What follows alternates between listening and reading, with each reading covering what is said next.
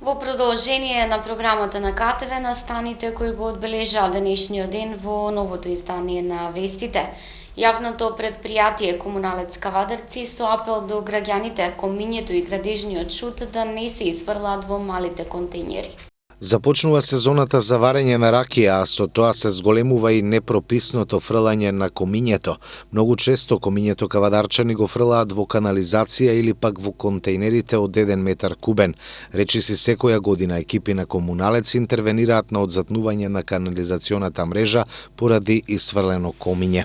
Поради тоа, од јавното предпријатие Комуналец Кавадарци апелираат до граѓаните комињето или градежниот шут да не го исфрлаат во малите контејнери, туку во контејнерите од 5 метри кубни кои се распоредени на неколку локации во градот. Исто така комињето и градежниот шут можат бесплатно да се одлагаат на градската депонија Мелци, информираат од јавното предпријатие Комуналец. Асфалтиран дел од крак на улица Дисанска, деталите ги пренесува Ангел Данов.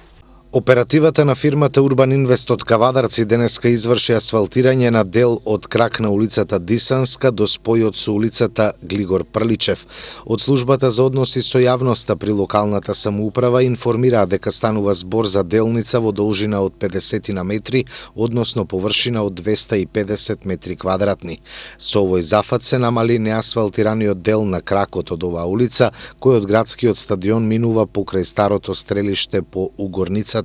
На оваа улица останува неасфалтиран дел поради имотен спор со физичко лице, кој ќе остане за асфалтирање во некоја наредна фаза, се вели во известувањето од општина Кавадарци. Денеска крв даруваа средношколците од Средното општинско училиште Киро Спанџов Брко Кавадарци. Следната недела завршува есенското крводарување за средношколците. По успешната крводарителска акција во гимназијата Добри Даскалов Кавадарци денеска хуманоста ја покажаа и средношколците од Киро Спанџов Брко. Можност крв да даруваат имаа средношколците со полни 18 години и оние пред своето полнолетство, но со согласност од родител и со одлична здравствена слика. Дека се хумани уште еднаш потврдија од Институтот за трансфузиона медицина Скопје, од каде децидно велат резервите на единици крв задоволуваат, место за паника нема. Ке по успешната акција во гимназијата Добри Даскалов, денеска сте во Средното општинско училиште Киро Спанџов Брко. Колку даруваат средношколците од Кавадарци крв и кои се вашите очекувања од денешната акција? Денес сме овде во училиштето Киро Спанџов Брко. Сами гледате, имаме добар одзив. Почнавме од 12 часот денес до 17 часот акцијата. Денеска акција има во Неготино, задоволуваат ли резервите на крвни единици во Институтот за трансфузиона медицина Скопје? Да, денес е во Неготино, исто имаме акција. Одзивот е добар и во Неготино. Над 40 на доброволно дарувани единици крв е резултатот на Кавадаречката гимназија. Иста бројка Црвениот крст и Институтот за трансфузиона медицина очекуваат и од средношколците во Киро Спанџов Брко. Со акцијата во Средното општинско земјоделско шумарско училиште Ѓорче Петров следната недела завршува есенското крводарување во Кавадарци. Хуманоста преку крводарителска акција денеска ја покажа и Унијата на млади сили на ВМРО ДПМН Неготино. Преку крводарителска акција денеска хуманоста ја покажа и членовите на Унијата на млади сили на ВМРО во Неготино. Акцијата беше организирана во соработка со Црвен крст на град Неготино, ја реализираше Институтот за трансфузиона медицина Скопје, а се спроведуваше во салата на Општинското собрание. Освен членовите на Унијата на млади сили на ВМРО Неготино, крв доброволно дарува и заинтересираните граѓани, како и членството на Унијата од Росоман и Кавадарци. Традиција е 2 пати годишно Унијата на млади на ВМРО ДПМН е да организира доброволна крводарителска акција и еве веќе 3-та година поред се обидуваме да ги запазиме критериумите по кои сме тргнале, да бидеме хумани, да делуваме и да помагаме на оние на кои крвта им значи живот, велат од Унијата на млади. На акцијата доброволно беа собрани околу 30 на единици крв, бројка која задоволува и која ги надополнува потребите од резерви во институтот.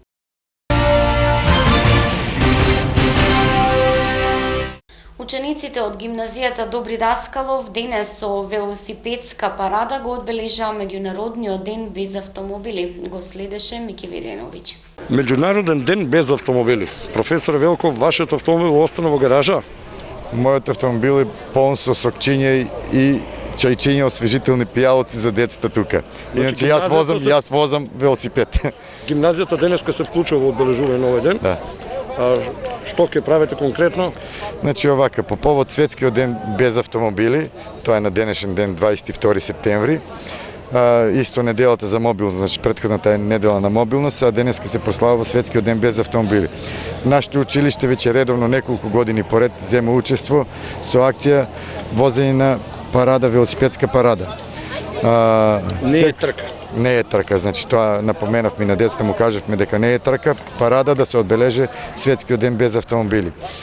Оваа година покрај нашето училиште ни се приклучија ученици од основното училиште Страшо Пинџур и од спортската академија од ЗШУЦ Ѓорче Петров.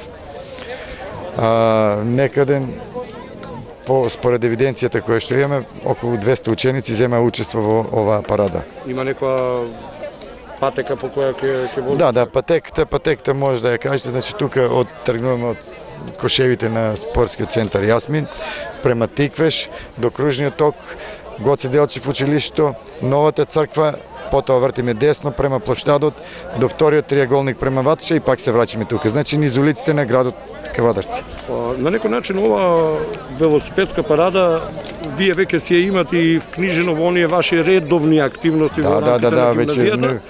Си возите на релации до Сопот, тие си остануваат, нели? Тие си остануваат добри години поред тоа не е ставено во програмата каде што ние го реализираме и мислам дека успешно го реализираме. Тоа може да се види дека се повеќе младина се возат на велосипеди, тргнувајќи од овие здруженија како што е Тиквешки точкаджи и така натаму. Јас би сакал само да заблагодарам на полицијата која што редовно ни излегува во пресред, ни ги обезбедува колоните оваквите манифестации. Исто така благодарност до брзата помош која мораме да го имаме возилото за брза помош и голема благодарност до компанијата Кожувчанка која што со своји напитоци ги освежи учесниците на оваа парада. Добро, полицијата мора да биде во автомобил, за жал. Да. Мора да биде во автомобил. Порака до овие што возат автомобили да ги остават денеска на паркингот или порака да ги остават автомобилите и сите да се качат на велосипед. По просечно топлото и релативно врнежливо лето во Република Македонија, денес на 22 септември во 16 часот и 21 минута по средно европско време започна есента. Овој ден на северната хемисфера е есенска рамноденица, а на јужната пак пролетна рамноденица. Таму почнува пролетта, односно денот и ноќта траат подеднакво. Сушност, поради влијанието на атмосферата и прекршувањето на сончевите зраци низ неа, денот ќе трае за околу 10 минути подолго. Есента ќе трае 91 ден и ќе заврши на 21 декември во 11 часот и 44 минути, кога кај нас и на северната хемисфера ќе започне зимата. Тоа значи дека до 21 декември ноќта ќе се зголемува до 15 часа, а денот ќе се намали на само 9 часа. Со свечена академија Кавадарци ќе се потсети на бардот на македонската народна музика Никола Бадев. На 25 септември се навршуваат 40 години од смртта на бардот на македонската народна музика, големиот Никола Бадев. Роден е во селото Глишик на 8 август 1918 година во земјоделско семејство. Со неполни 10 години започнал с кришум да свири на виолина, а во неговите почетоци во музичката наобразба многу му помогнал неговиот војко Васил Неделков, кој пак самоуко свирел на неколку музички инструменти, вели професорот по историја Мики Камчевски. Уште како млад, како и поголемиот дел од младите луѓе, го сакал многу спортот, особено фудбалот, а во фудбалскиот клуб Југославија игра на местото десно крило. Никола се оженил релативно млад и во бракот со Милка имаат 3 деца – Ристо, Роска и Сузана. Војниот рок го служи како војник на старата југословенска војска, каде го затекнува и почетокот на Втората светска војна. Бил симпатизер на Народно-ослободителното движење, а во редовите на Народно-ослободителната војна се вклучува во септември 1944 година како борец болничар во Втората македонска ударна бригада. По завршувањето на војната Никола завршил курс за медицински техничари и болничари и се вработил како санитарен инспектор хигиеничар во Кавадарци. Во Кавадарци по широката околина Никола Бадев веќе бил познат како пеач, а неговиот убав и пријатен мекамлиски глас многумина кавадарчани сакале да го слушнат на свадбите и другите организирани забави и другарски вечери во Кавадарци. Понатаму професорот по историја за животот на Бадев вели: по освојувањето на првото место на фолклорниот фестивал во Скопје 1948 година, Никола Бадев оставил многу силен впечаток кај големиот македонски етномузиколог и мелограф Васил Хаџиманов. Со негова препорака и по негова сугестија, Никола ја започнал својата професионална кариера како пеач и инструменталист на тамбура во 1950 година. Набргу потоа тој станал и член на Народниот оркестар, а нешто подоцна и негов раководител. Забележан од тогашните познати македонски етномузиколози, Никола Бадев набргу станал и член на државниот ансамбл за народни песни и игри Танец од Скопје, со кого го афирмирал македонскиот мелос ширум светот. За потребите на Радио Скопје, Никола Бадев има снимено повеќе од 500 македонски народни песни, меѓу кои и антологиските "Збогум мајко, јас отидов", "Ој Јано Јано", "Параходот ми пристигна", "Тешка беше нашата разделба", "Билја на платно белеше", "До 3 ми пушки пукнаа", "Ферман дојде џанам од Стамбола" и други. Никола има снимено дуети со Анка Гиева, Васка Илиева, Есма Реджепова, Благој Петров Караджуле, Александар Сариевски и други. Својата прва грамофонска плоча Никола Бадев ја сними за продукцијата за грамофонски плочи Југотон, а тоа беше песната "Тешка беше нашата разделба". Никола Бадев е една исклучителна појава во интерпретирањето на македонската народна песна. Тој беше и остана човек од народот и негов исклучителен представник. Со неговото вклучување во ансамблот на Радио Скопје му овозможи на овој талентиран народен пеач да го изгради и култивира својот исклучителен глас. Во тоа нешто му помогнаа етномузиколозите Васил Хаџиманов и Живко Фирвов, со што успеа да го издигнат до највисок степен афирмирањето на изворниот народен мелос. За време на својата долга и плодна кариера, Бадев е добитник на голем број награди и признанија, меѓу кои и тиражните сребрена и златна плоча на Радиотелевизија Белград. Никола Бадев умре во Скопје на 25 септември 1976 година на 58 годишна возраст, објаснува професорот по историја Мики Камчевски. На Велешката питијада главна музичка звезда Желко Јоксимовиќ. Популарниот српски пеач Желко Јоксимовиќ ќе биде главна звезда на годинешната питијада 2016 во Велес, која што ќе се одржи на 7, 8 и 9 октомври во центарот на Велес. Покрај Желко, кој ќе настапи на 8, во сабота присутните ќе се забавуваат и со Наташа Малинкова, Тропико Бенд, Дани Димитровска, Мики Секуловски и Антонија Гиговска. Вечерта пред настапот на Јоксимовиќ во петок свој настап ќе имаат Елена Велевска, Јордан Митев, Каролина Гочева, Љубојна Агушеви и група Виртус, додека пак во недела гостуваат и популарните Ван Гог од Србија, Нокаут, ДНК и IQ. Општина Велес и градоначалникот Славчо Чадиев очекуваат голем број на посетители, кои што освен во настапите на музичарите ќе може да уживаат и во традиционалната велешка пита пастрамаелија. Во годините наназад се случувало за време на манифестацијата да се продадат на 20.000 парчиња пита и да се испијат и по неколку тони вино. Синоќа во галеријата при Домот на културата Иван Мазов Климен беше отворена изложба на фотографии на платно на Александар Ѓорѓиев. Љубителите на уметноста од Кавадарци синоќа имаа несекојдневна можност да присуствуваат на една уникатна и повторно ќе речеме несекојдневна изложба на фотографии на платно од авторот Александар Ѓорѓиев. По професија професионален фотограф, Ѓорѓиев мощно успешно поврзува и комбинира медиуми со различна содржина. Со биографијата на авторот не запозна кавадаречкиот актер Александар Малинков. Инаку роден е 1963 година во Прилеп, од 1974 година живее во Скопје и има интересни биографски податоци. Завршува факултет за драмски уметности во Белград, оддел камера, Универзитет за туризам и менеджмент Скопје и на постдипломски студии на фотографија на Универзитетот за аудио-визуелни уметности ЕСРА во Скопје. Од професионално искуство работа во Дневниот вестник Нова Македонија и уреднички места, односно уредник на фотографија во неделникот Екран, во неделникот Фокус, има снимено и дизајнирано 150 насновни страници и многу фоторепортажи, уредник на фотографија во Екран, овде ми е повторено и во друг период, нели, заради тоа. И во последно време Министерство за економија и односи со јавност, односно сега во Министерство за култура односи со јавност. Така. Интересни податоци од, освен монографиите кои ги има работено 7-8 се тука на број, јас би рекол вака, фотографија на филм на Прашина во режија на Милчо Манчевски, Ангели на отпад во режија на Димитар Османли и продуцента на филмот Последниот валцер во режија на Младен Крстевски, значи со фотографија на филм, со продуценство и така натаму. Сега доаѓаме на она што сме вечерва, нели, сведоци овие љубители на ликовната уметност во овој дел.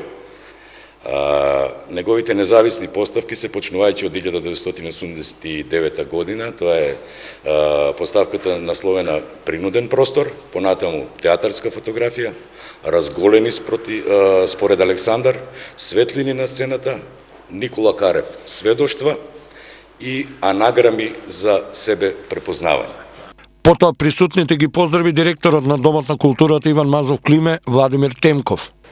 Веднаш да ви кажам дека јас сум пријатно изненаден од начинот на кој што оваа дисциплина, оваа уметничка фотографија ја практикува тој преку принтови на платно.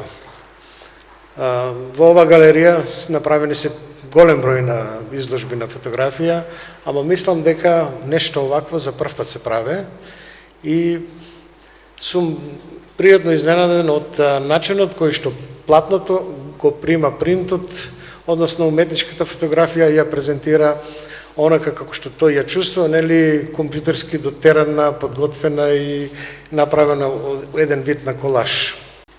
Самите дела зборуваат доста за себе и за начинот на кој што тој тоа го осеќа. Јас сакам да му честитам, да го охрабрам да продолжи да ги работи овие дела на оваков начин и сигурно дека голем дел од овие дела ќе бидат во некој од зидовите, некој од становите или од канцеларите кои што се низ Република Македонија. Му честитам и му посакувам уште многу изложби. На крај, за сопствената уметност и за изложбата говореше авторот Александар Ѓорѓиев. Фотографијата е, нели, цртање со помош на светлината и ние научивме преку еден објектив, нормално новите генерации не знаат дека внатре треба да има бленда, треба да има експозиција, бидејќи све е као електронски и нивните и телефони не го кажуваат тоа. Значи, денес е многу битно да се изразуваш преку фотографија, денес е многу битно да испратиш информација во моментот, бидејќи се понатаму не се признава, нели, тоа го правиме и преку социјалните мрежи. И денес е многу битно што се изразуваме во колор. Порано не беше возможно да се изразуваме во колор, имавме други можности, но еве сега и во колор. Ова што јас го направив и преку кое се представувам, на почеток не го гледав. Мислам, го гледав, но не го имав сублимирано, го немав ставено, да речеме, на дланка. Ова е работено пред 10 години, почнав да размислувам за овој концепт, бидејќи, како и сите, лутав во просторот и времето, сакајќи да почнам и да размислувам како сликарите. После,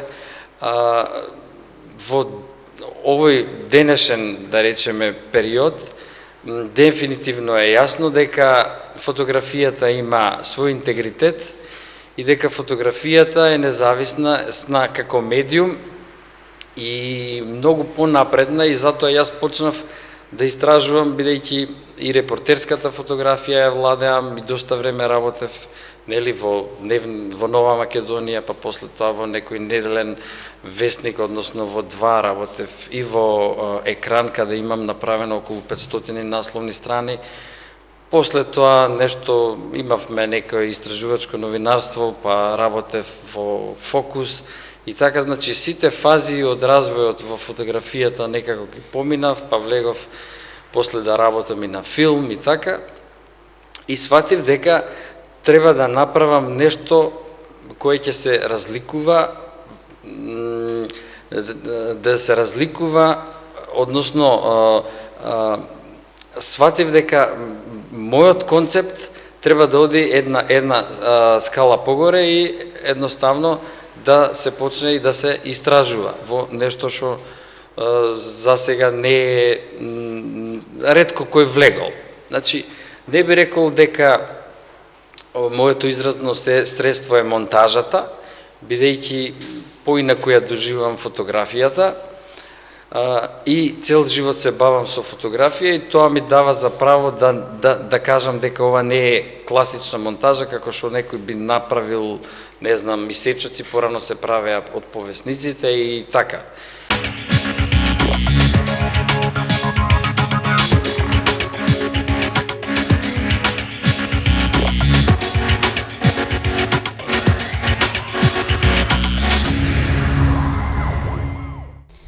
Македонската кошаркарска репрезентација преку предквалификацијски турнир ќе брка опстанок во А дивизијата и можност да игра квалификации за светско првенство.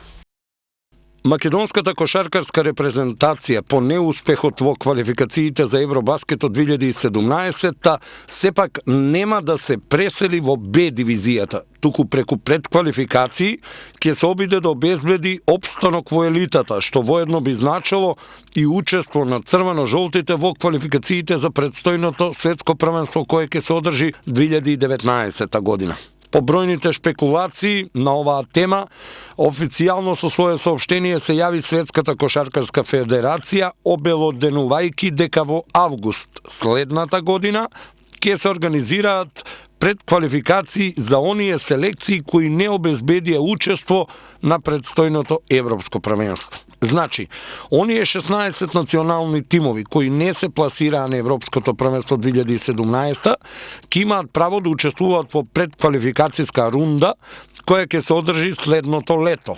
8 селекции потоа ќе се пласираат во А дивизијата за квалификациите на ФИБА светското првенство во 2019.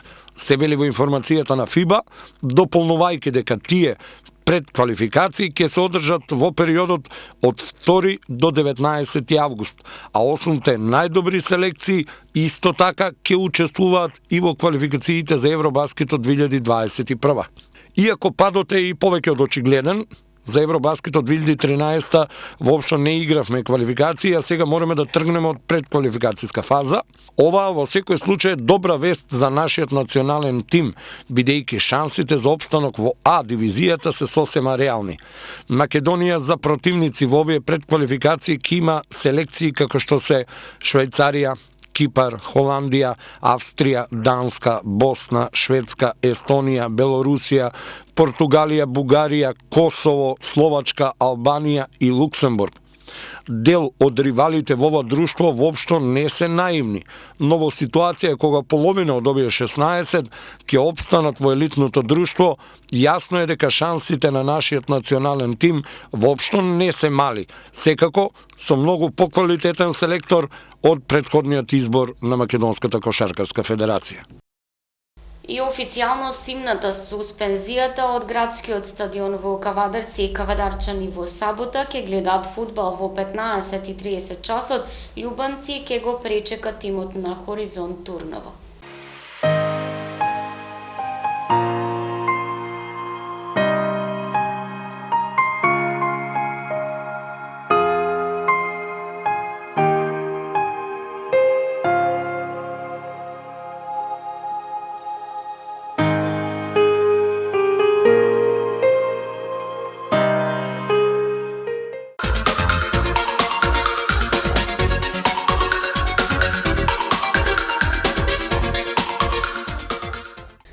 Нова временска прогноза.